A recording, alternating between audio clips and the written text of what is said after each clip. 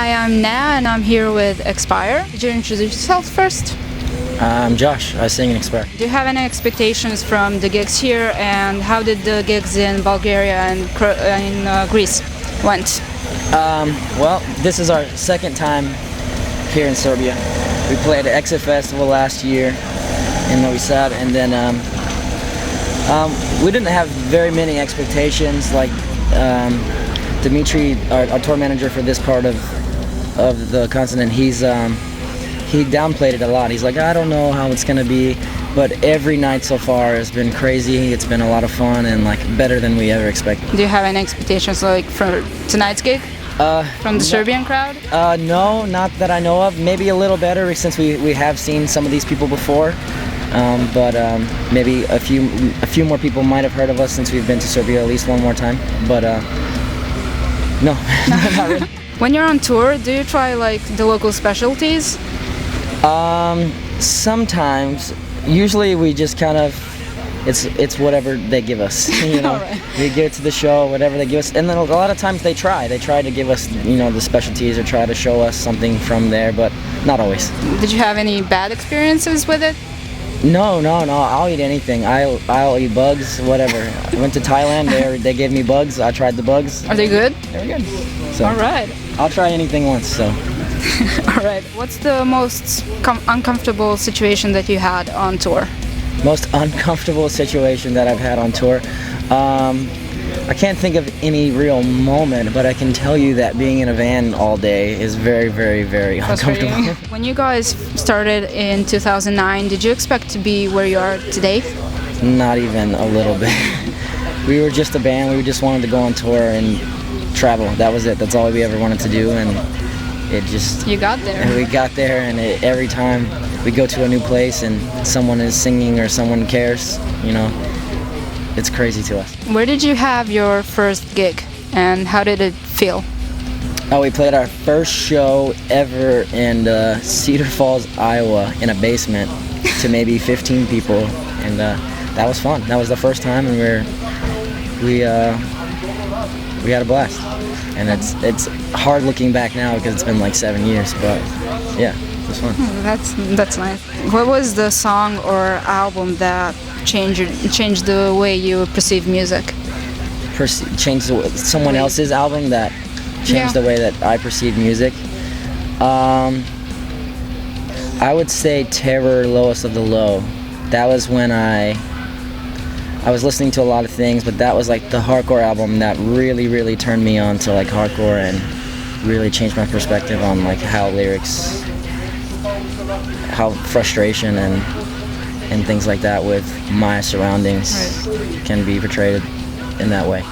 Do you have any like preparations before the show, like physically or psychologically, or do you just like go on stage and just go with the flow? No, I can't just go. I have to stretch. I'm old now. I turned 31 in 2 days, so I have to stretch. I have to get ready. Usually it takes me like a good hour before I'm like ready to go. Like I have to get pumped up. I have to, and now I have like a back injury that I'm kind of dealing with too, so I have to like make sure that I get ready for that, and it's like it's a process. Right. What would make a crowd at a show a bad crowd, in your opinion? I don't think there's ever really a bad crowd. Like anybody, if I would say a bad crowd is like if you play a show and everyone is sitting at the bar and no one's really watching at all. But if there's anyone, like even if they're not doing anything or singing or moving, if they're standing in front of you and watching what you're doing, that means they're paying attention. They're choosing to watch you. So that's a good crowd. But I guess if the whole crowd was just not like paying attention, just talking and looking away, then it'd be a bad crowd. Do you prefer smaller club shows or festivals? Smaller club shows. Like we chose to come over here this time and not come over for the festivals this summer because we wanted to play the smaller club shows this time. It's just more fun. It's more personal. You know, you play the big festivals, you play behind a barrier that's, you know, 10 feet in front of the stage, so no one can get close, no one can sing along really, and it's just, we're not a band that really translates to a really big stage, so small is always better for us. Okay. What would you consider necessary for a weak local scene to get better, and what do you think about the significance of a local scene for the band?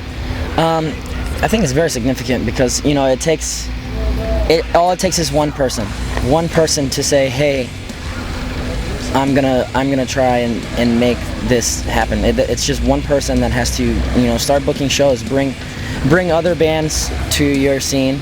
Right. And then usually when that happens, other people start, they come to shows and they start making their own bands. But all it takes is one person to be like, okay, I want these bands to come here and see what we have.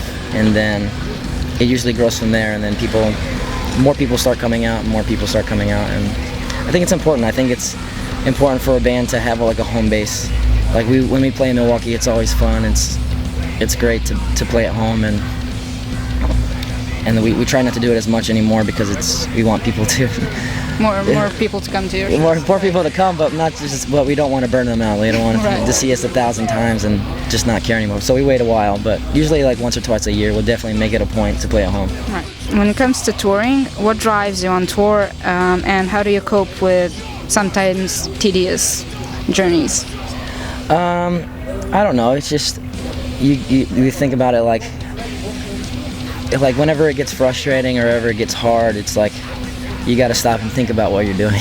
And like when I think about it, I'm like, oh, I'm playing music for 30 minutes in Europe. I would never come here if it wasn't for this, and I've been here 8 times. Right. So that kind of drives me. That it's like, oh, I get to do this, and not a lot of people I know get to do this. But usually, just long drives, headphones, reading a book. A lot of us read, have our own music in our headphones, and I don't know. Most of the time we're just asleep. Yeah. Try to sleep, and hopefully when you wake up, you arrive. In another town. Yeah. All right.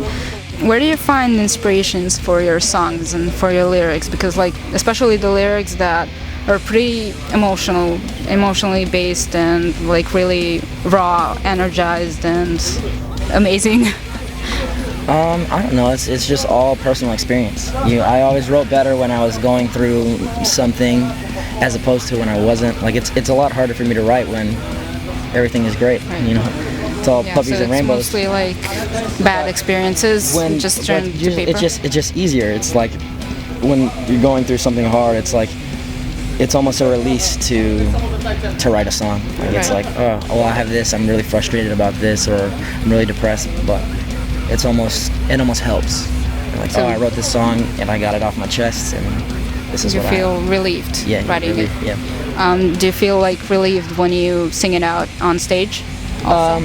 Yeah, for the most part, but I mean, a lot of the songs we've played a million times, so it's not the same anymore. But I guess when other people can take from it, that means a lot to me.